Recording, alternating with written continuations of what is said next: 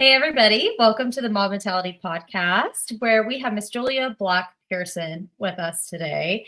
And I've been on a little bit of a hiatus myself. So, this is the first live that I've done in a little bit and the first episode that I've recorded in a couple weeks. So, I'm excited that you're here with me today. Let's have some fun. Oh, I am so excited. You have no idea.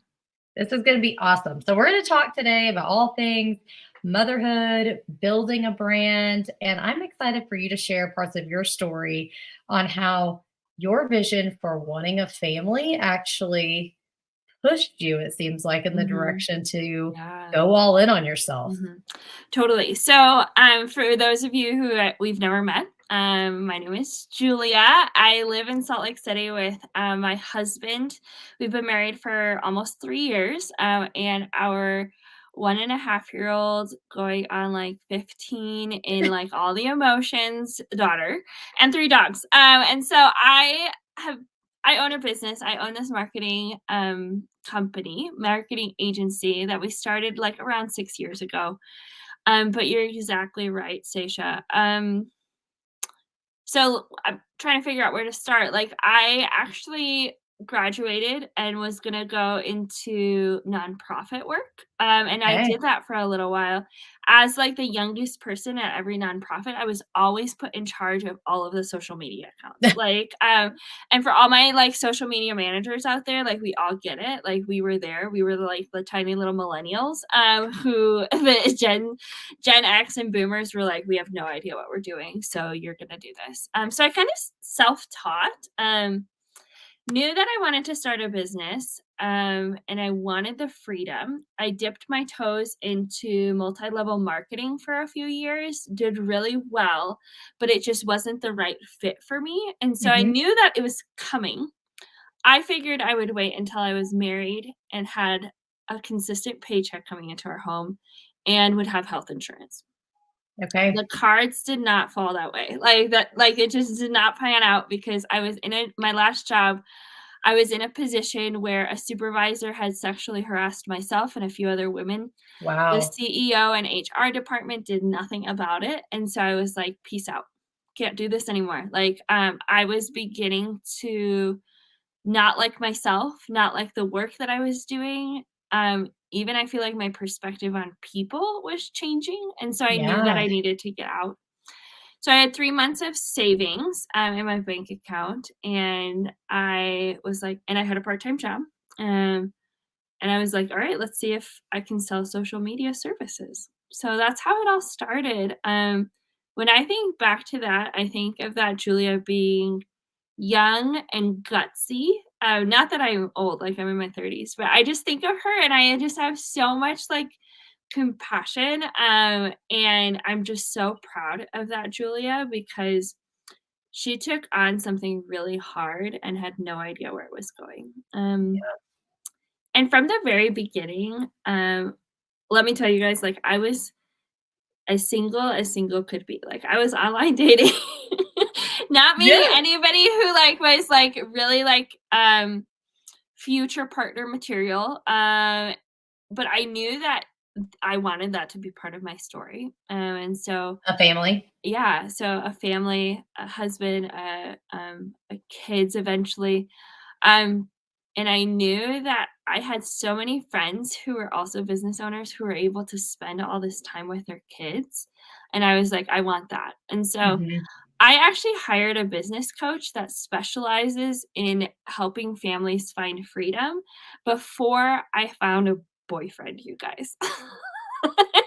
That is Uh, awesome, though. because I was like, "This is what I want for my story," and so, like, how can I start, changing the way I do business now so that when all of these things align, like, I'm ready to go, and the stars did align. My husband and I met a month before the pandemic shut down. So we count ourselves very lucky because we were like, I think we would have both taken a break from online dating. We actually I took because I own my business and I can work from anywhere, I like moved my life to Salt Lake City. I'd been living in Wisconsin. And so and this is where we met. So it was just kind of cool to see how my business, like, gave me these opportunities to move, to have time flexibility. Um, Consequently, I met my husband, um, and now we have this little kid together, our daughter, who is amazing. And I can work part-time and also, like, hang out with her. So, it's been really cool. That is awesome. So I'm gonna even like take it 3 steps backwards Let's do it. in your story. So one thing that I just want to give you a huge like shout out for is like it can be extremely hard, especially even being caught in a work culture or any type of Mhm, environment where you don't feel safe mhm. and to feel stuck. Oh, yeah. So that was super gutsy for you to be able to be like, I'm noticing changes in myself and how I even view people. For And sure.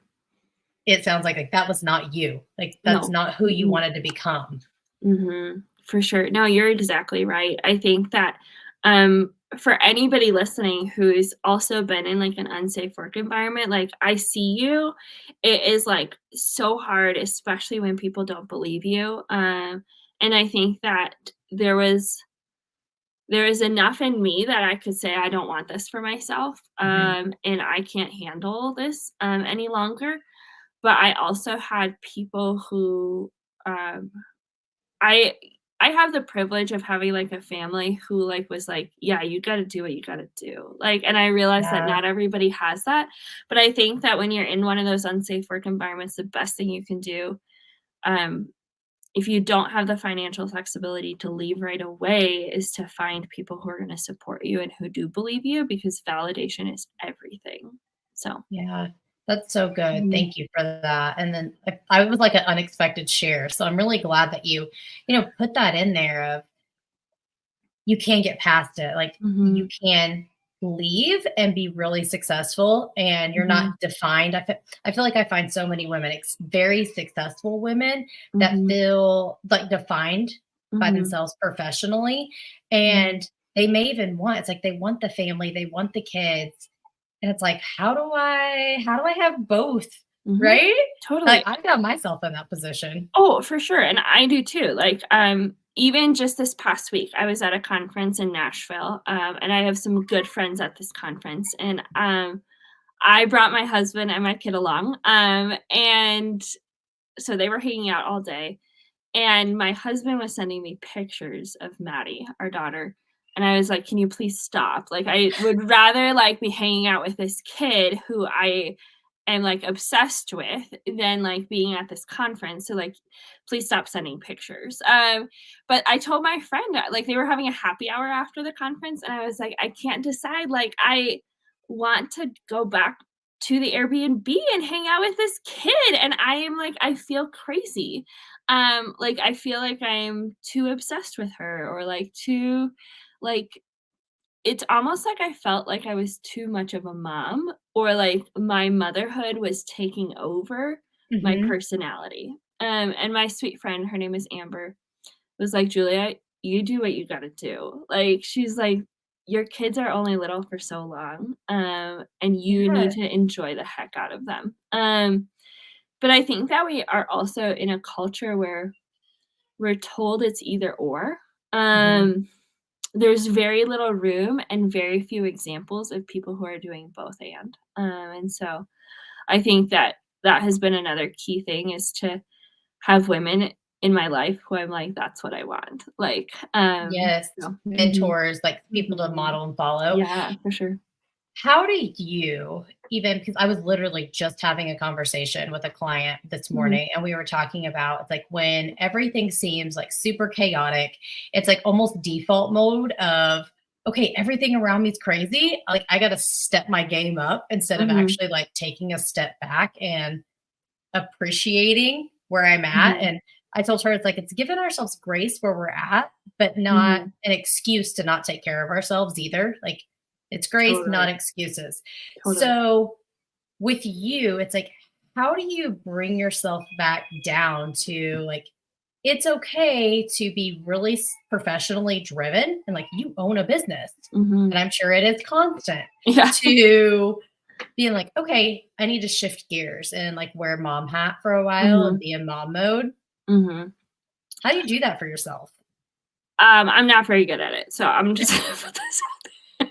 I'm not very good at it. I only have 1.5 years of experience, and, um, so we had a really unconventional start to parenthood. My daughter was born with a cleft palate, so instead Okay. of a maternity leave, I was in the NICU for 8 weeks, and so it was extremely hard because my expectations entering into motherhood were like, oh, this like bliss of like 8 weeks, which all my mom friends are like, it's not bliss necessarily, like it's just sleep deprivation. But we were in the NICU instead. And in the means at the same time, our business lost 3 important clients, and so our revenue was down by like 20%, and Mhm. my husband and I were having to put our personal money in to like make payroll.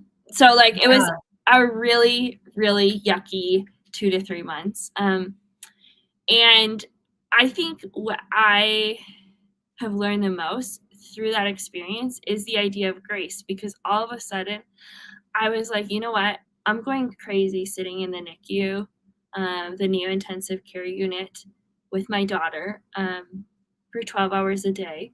There's no other place that I would rather be, but I'm still going crazy. And like, I could honor that. Yeah. And so instead of taking a maternity leave, I actually pulled my laptop out, like, and started working like while she was sleeping.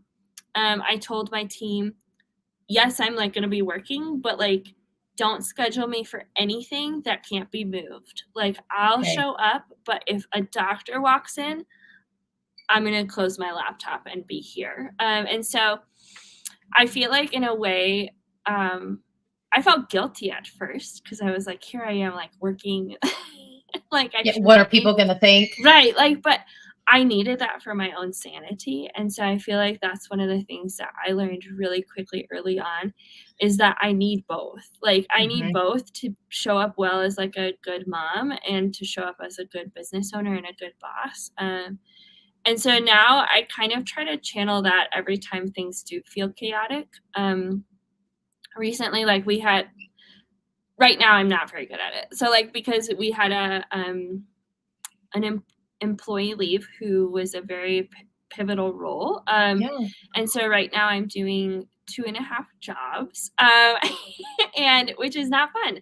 I told my husband, I was like, you know what? I used to work like 50 hours a week when I was single, but like it lands differently when you have a kid. Like Yeah. I didn't work this hard for 4 to 5 years to be working 50 hours right now. And Mhm. um, there's a light at the end of the tunnel, guys, so don't worry. I won't be working this much forever. But there have been days where we are like the business is in chaos and it really needs me.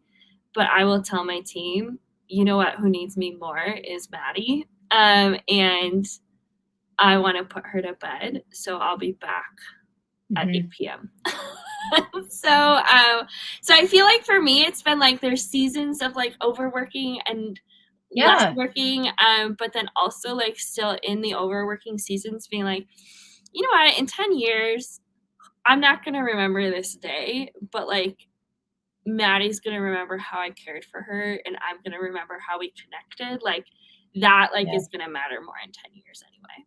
So, It sounds like you're pretty damn good at it to me, oh, honestly. Like that is such a nice, good boundary. And to be able to like I mean, say to your team and be able to voice that of mhm, I don't feel very good at it, first of mhm. all. Oh And yeah. it's like, I think that's every mom. We Mhm. always feel like we could be doing better. But then to say Right. like, hey, I'm gonna log off, I'm gonna put my kid to bed Mhm, and then I'll be back. And mhm, like with our kids, with our businesses, mhm. it's just it's literally it's like the flows of we're gonna have some Right. moments that we're dedicated more here, some moments that we Mhm. have to pull back. So For sure, that's for sure. awesome for you. Well, thank you. You're so encouraging because you're right. Like as moms, like I can look at all of my friends and be like, "Wow, they're killing it," and then I look at myself and I'm like, "Wow, I suck at this." Like, and Yeah. I think that as moms, like we all have that, like in some Yes. capacity. My yeah, because there's also times like where So we bought an RV this summer, and so we will go for like 3-week trips. And during those 3-week trips, I'm like, team, I'm gonna be around, but like not around because I don't have a nanny right now. Because we're living in an RV. And so Yeah. I think even times like that, it's just that ebb and flow. And knowing that I need like those RV seasons for us, like to refresh. Yeah. I think as business owners and as moms, we have two brains that we can't turn off. Like business owners always say like, oh, I can't turn my business brain off. And then moms are like, oh, I can't turn my mom brain off. Yeah. We can't turn off either. And so No. even when we're in this season of like less work, RVing, I'm taking care of my kid full time, like I'm still thinking, and I feel like those are the times that I come up with some of the best ideas that then I get to implement when like it's a work heavy season. Yeah. Oh, that's so good because you're right. Like neither of them ever turns off. So I feel like we're speaking to all the moms out there that like, I mean, that own a business or in a very like high up position that a lot Totally. rides on you. And we literally just got back from our first like family vacation since we had our second little one. Awesome. And I found myself completely in what you just talked about is like my work brain never turns off and I kept my normal schedule, but did less as far as like Totally. the social media aspect of things. And I was like, just let me use that time, to be here unless they're napping, which never happens hardly at the same time. Yes. But yeah, I was like, I need to be here and be with my kids because we don't get these times back. So I think that's such a good reminder. For sure. And we didn't work this hard to get where we are to spend less time with our kids. Yeah. Like, or like you fill in the blank, like whether it's like hanging out with your friends, like more family time, like more travel time. Like I find so many people who are business owners are on this rat race. And then when they get to the milestone, they've already set the next one. And so they like don't get to enjoy like what they worked so hard for. And trust me, I'm a goals person. Like, so like I've got my goals too, but like I didn't work this hard to like not enjoy this season. Like that's what I enjoy. That's what I did. So I have a lot of women that I work with that they're not moms yet, but they actually do want to be in a marriage and a relationship and they do want to have kids and their life right now is like very much devoted to, professionally and where they're at. But that's part of their vision. Yeah. How did you have so much clarity like on your vision and what allowed you to stay focused on that vision when I feel like you could have easily got zapped and pulled away by for sure. Business for world. Sure. Oh yeah. That's a great question. So for a while, I feel like there's been different tools that I've used in different times. For a while, I used a popular journaling technique where I was listing out 5 things that I could see in my future self. And that helped me, and I did that at night, so it helped me like close the day with like, this is where I'm headed. I did that for a while. That was a really useful tool for a season. I also almost like reverse engineered, like, okay, I don't know, like I didn't know exactly like would I want to work, would I not want to work, like what if I wanted to be a stay-at-home mom, like what did I want, like I didn't know what I wanted, but I knew that no matter what I would need to have the systems in place to support freedom. And so I feel like I started stepping into that even beforehand. I love vacations. So like I was like, how can I make sure that I can take a vacation and not have to think about this or work or not have responsibilities, at least like I could have fun thinking but not stressful thinking. And so even while I was single, I was still creating a life in which a husband and a kid could fit in. Like, because I would see my friends who were single, who were on the hamster wheel, like the professional hamster wheel. There was no room for anything else. Mhm. And obviously, like we talked about seasonality, there's time for that. Like at like my first year of working, I was working 60, 70-hour weeks, making like $0 because I didn't know how to price like my services and I didn't have the Yeah. experience in the portfolio. But I slowly started analyzing every 3 to 6 months, every year. Okay, like what is the next step so that I continue to have time freedom? And so I was so focused on time freedom, also financial freedom, but time freedom that um so that I knew that the moment my husband would step into my life, I wouldn't have to like move things around for him. Yeah. And be like, so it wasn't like a second thought. But trust me, like for all of my friends who are single, and whether you're in your 20s or 30s or 40s or wherever you're at, like there were also seasons where I was like, I don't think this is gonna happen for me. Like maybe this isn't in the cards. So maybe I should give up and try to take back control of everything. Yeah. But I knew that I enjoyed my life better even as a single person when I had that freedom. And so I didn't want to give that up no matter what. Yeah. That was one of your values. And I think that Mhm, like for so sure. many things I feel like just came for you investing Mhm, even like in yourself, whether it was through courses and time and energy mhm, into asking yourself the big questions. It's like, mhm, what do I want? What do I value? What does my life mhm, look like? And it can just be so easy just to be going through life mhm. Totally, and not thinking about it. And it's like, totally. I think all these things they're Mhm. worth the afterthought.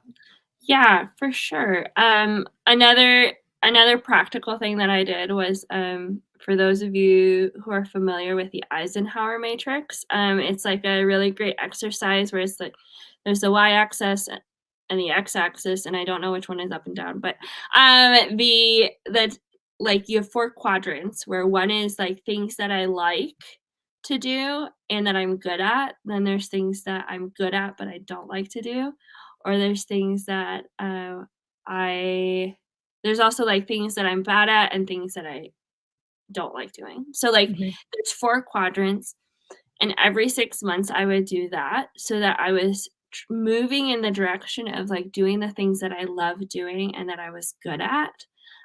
Because then even in the journey, I was finding more enjoyment. While I was still waiting, while I was still online dating, like, while I was still trying to figure out, like, where this future life was, I was enjoying the process because Mhm. I had a job that I loved and I had extra time.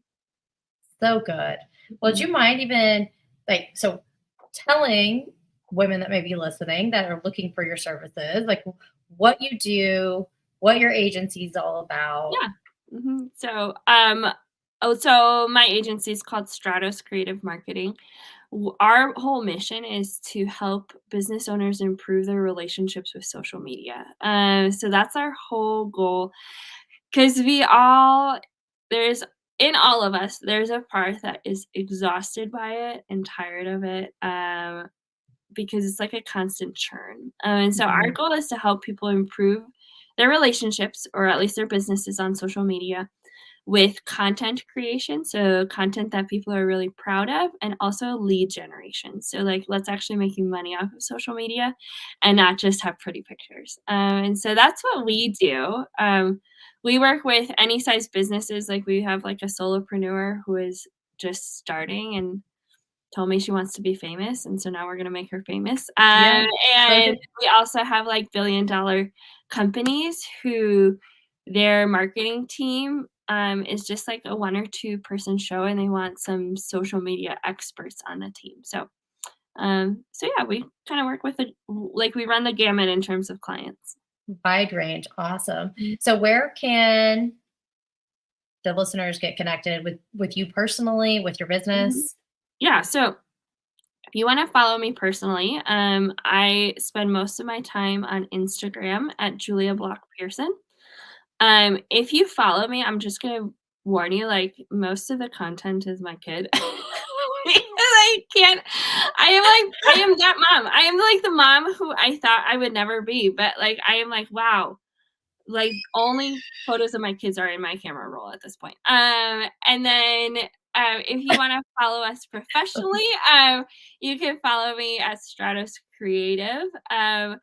And we also spend most of our time on Instagram. And then our website is stratoscreativemarketing.com.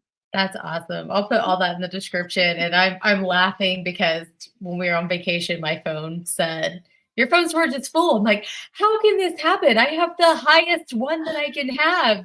Right. And my other half was like, well, if you start in 2020, and I'm like, I can't start there. It's like all the things that came before 2020, before I had my kids, that needs to get deleted. I can't Right. erase these good Well, moments of my and kids. I don't know if you're like this, but I am insane. Like, even when I take, like, 5 pictures of, like, the same thing to, like, get the best one, I, like, can't delete the other 4. I'm like, Yeah. "What is wrong with me that I can't delete, like, the bad pictures?"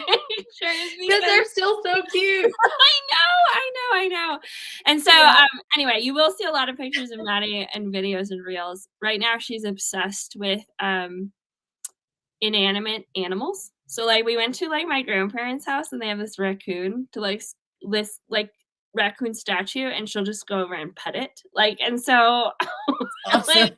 this kid loves animals so much that she's, like, happy to pet statues. But anyway, we also, like, well, I'll also post stuff about our travels and stuff like that. So come That's on great. over. I'd love to hang out. If you do follow me, like, introduce yourself. I would love to know a little bit about you too. That's great. Awesome. Well, thanks so much for joining. It's been really fun. Of course. Thank Okay, you. bye.